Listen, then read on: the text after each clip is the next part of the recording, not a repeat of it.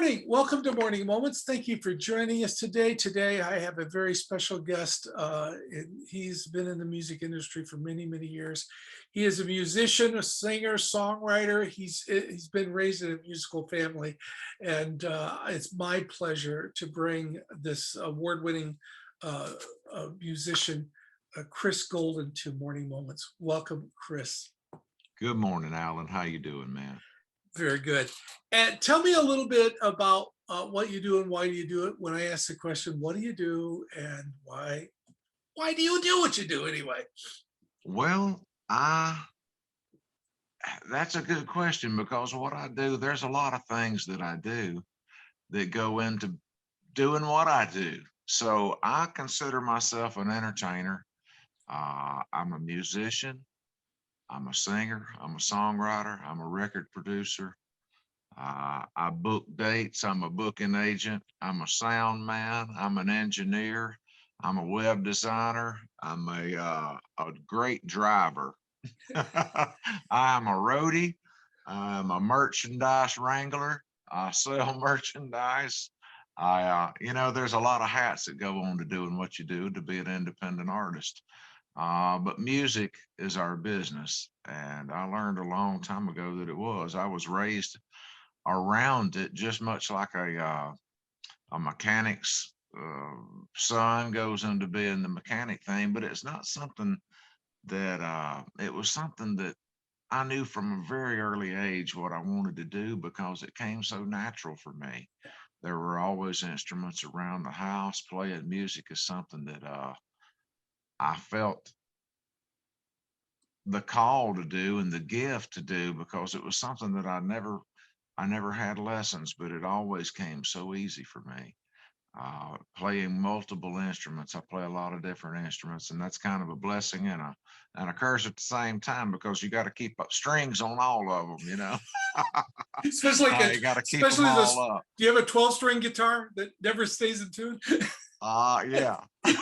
I do. Anyway, man, it's something that from an early age, my dad's family was musical. His sister played the mandolin and piano and sang and taught us all how to sing harmony. And my dad joined the Oak Ridge Boys when I was 2 years old. So Southern gospel music was the first foundation of what I started listening to. But my mama's family was also really musical. Her daddy played the fiddle. My mama was one of 8 brothers and sisters, and they all played music and sang.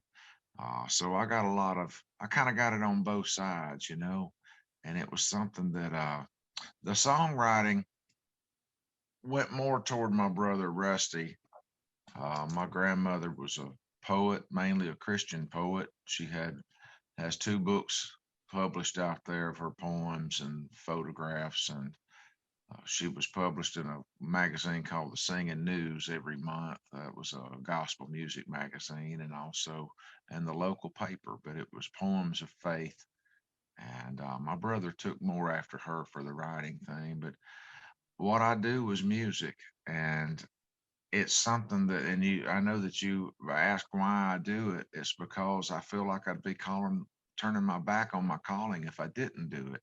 Yeah. It's something that I've always, I feel closest to God when I'm making music. So that makes me want to do it all the time. It's something that I have to do daily.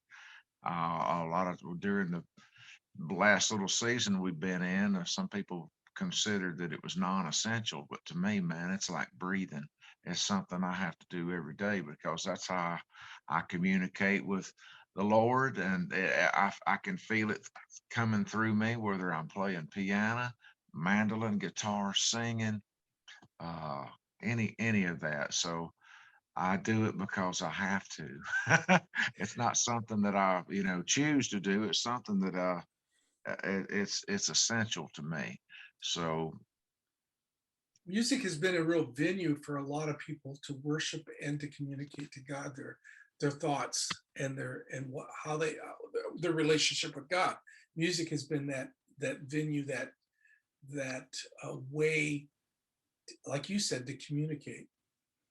Well, to me, it's we all come from the farm, Both of my grandfathers were farmers. One was a survival farmer. One was a crop farmer. One farmed to survive, uh, a gentleman farm, if you will. But he also had, it's about 300 acres or something. And my other grandfather was a crop farmer. He grew cotton, peanuts, and whatever was hot that year. But anyway, I learned early on that music, as far as the word, music is the plow, and it can really till the ground of a hard heart and get it ready for the seed of the word to go. And in church, it was always the music that opened me up to that. And man, I made it for myself. I grew up around gospel music and stuff. I started playing. It didn't take long to get into other kinds of music. And I got out of high school, joined up with the rock and roll band, and did that thing for a while. And we had a country music band with record deals on Capitol Records and CBS Records, and touring the country. And you kind of start living that life that comes with that. And so it was something to me, my spiritual journey. I had to take the long way around to come back to kind of what meant the most to me. My mama used to talk about, we had Sunday shoes when I was growing up. You had tennis shoes, work shoes, and Sunday shoes, and don't scuff your Sunday shoes. But I did scuff mine literally and deep, and it took me a while to shine them back up. At this point, I just want to finish well, but it took me a while to come back around to what meant the most to me. I was playing drums. I've been a side man for years too. I played drums with the Oak Ridge Boys. We had record deals and we're making our own music for a lot of years. And I started having babies instead of hits, so I had to take a side man job. I started working with the Oak Ridge Boys. I was still able to use my gifts and be with my family and friends and make music. And I was kind of in a dark place at the time because I wanted to sing. Well, they already have four singers, so I never quit making music of my own and on my own albums. And I had kind of an experience out in that I felt like I was visited by an angel. I'll never know if it was, but I know who sent this man. And I asked him twice if he was an angel. He said, "I'm just a messenger." But he basically said that I needed to quit playing for the people that were writing my check and for the people that were coming to see the guys that wrote my check, and that I needed to start playing for the one that gave me the gift. So it impacted me so much. I took a Sharpie and I wrote that on my snare drum. "I'll play my best for him, pa rumpa pum pum." We were on a Christmas tour, and I put "play for the one that gave you the gift" on there to remind myself. It got me out of a dark place. When I got back home off a 30-day trip, I started recording my first gospel album and returning to the roots that I grew up. And man, I hadn't looked back since. I've recorded 8 gospel albums since then, and not 8 gospel albums. I've had like 8 number ones since then, but 3 gospel albums. I'm working on my 4th one right now. So anyway, I've been blessed in more ways than just financial, uh, by playing and singing for the one that gave me the gift. It's opened up doors, and I feel like brought me closer to him and closer to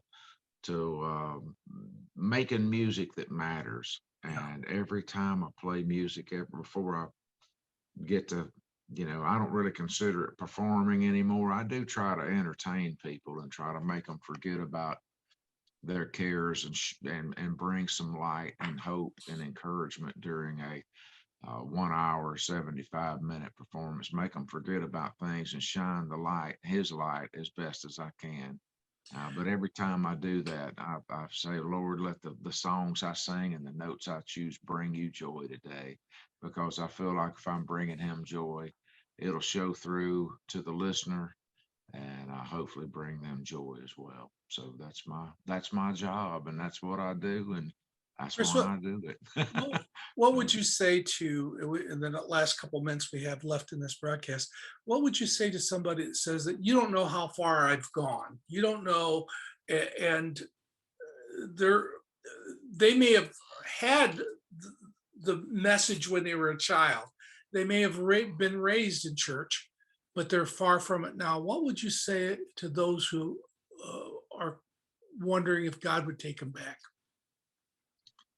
Man, I'll say what my brand new single that's getting ready to come out says. A song I wrote. It says prodigals can come home, no matter how far, no matter how long. The Father's waiting, so prodigals can come home. You know, uh, what I would say to them is, you've never gone too far. There's nothing you've done that can't be forgiven just by a touch, and so you haven't gone too far. It's never too late, and you've never too far. So, Wow, what a great message. There are some of you that's listened to this today, and you weren't planning on listening to it, but you heard this plea right now, and God and the Father has his hands open to you. And the story about the prodigal son was more about the loving father than the prodigal son. The loving father has his hands open and he says, I'm willing to take you back. If that's you, please come to the Lord today. well, I'll have to say this too. It's like I've struggled with different things, and we have children, and if you see them slipping off the tracks a little bit, and to see getting off of the tracks, to me it didn't really happen. I didn't feel like I'd gone too far, but man, it's like a ship. If you get off course Yeah, just a little tiny bit, it's time and distance, man. Time and distance. yeah, You'll go further away from your destination than you realize. Even though you're off just a tiny little bit, yeah, it's time and distance. So when I didn't think I was really that far off the tracks, but coming back, uh, we all have to have our pigsty moment. yes, And there was something happening, with my daughter, and I kept it. I would wake up at night, and the first thing I do is start praying for her. And I finally heard that. People say, the voice of God spoke to me, but it was that whisper, and I know I know it. I could hear it just as clear as day. I heard the Spirit whispering to me, quit going to the pigsty. yeah, And I hadn't even been thinking about the prodigal story, but I thought about that phrase for a minute. See, man, I kept trying to go rescue her. I can't save her. I can't save her. God's the only one that can do that. The Lord's the only one that can do that. I kept going to the pigsty trying to rescue my daughter. She had to have her pigsty moment to come home to the yeah. Father. And so I've that's often, something that I'm still praying for. And I pray yeah, for everybody out there that needs to have their pigsty moment. You gotta choose to do that yourself. The Father can't come rescue you. You gotta beat him halfway. But when you start going to him, that father ran to his son yes, yes, because he was just coming. All he had to do, he had to put his foot forward to go back toward him. But when the father saw what he was doing, he ran to him. So God will do the same thing for you. God doesn't have any grandchildren. We're all his children. And it's up to each and every one of us. You can't get grandfathered into heaven.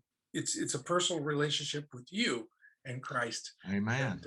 And thank you so much. Chris, thank you for joining me today. I sure appreciate you speaking from your heart today. Well, thank you, Alan. Thank you for your time. All right. God bless you, man. Thank you. And thank you for joining us for Morning Moments. And if you would, keep coming back for some more Morning Moments.